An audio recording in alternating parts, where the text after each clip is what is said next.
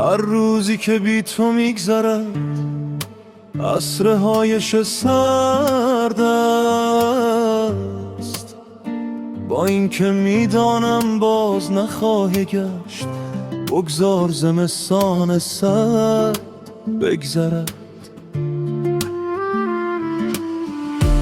منتظر بهارم، میترسم تو را فراموش کنم، میترسم در دلم نسبت به تو نه کینه های بماند و نه نفرتی.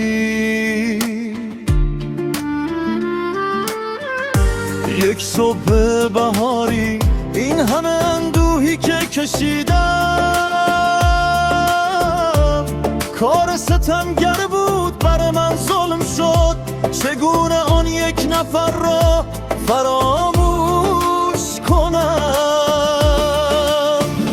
چقدر نوشتم و پاره کردم، نتوانستم روزهای با تو را فراموش کنم. کمی خسته و پژمرده شدم، زانه هایم را در آغوش گرفتم.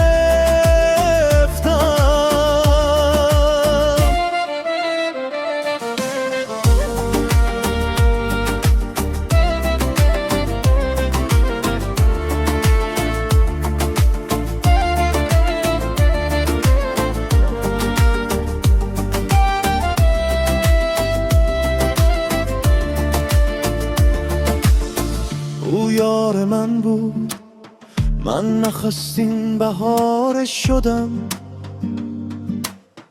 او بهار سبز من بود، او رفت و اندوه ماند.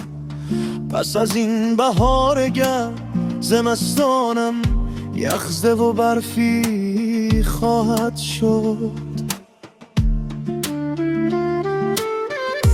من گویی خجالتیام، گل برف در زمستانی یخزده. تنها من تلاش کردم، ثمری این عشق پوچ بود. احساساتم در دل زمستان چون گل برفی نیرومند سر برآورده است.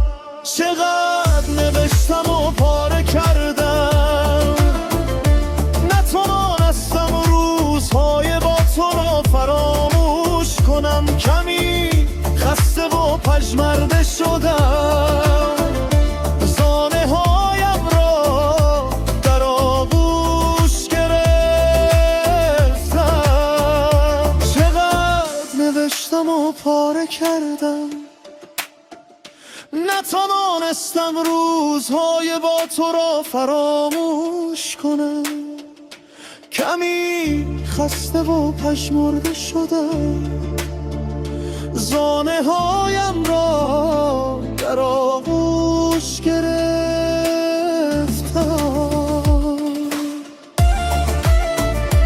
پس از یک بهار این همه اندوهی که کشیدم، پس از بهار گل برف یخ زد.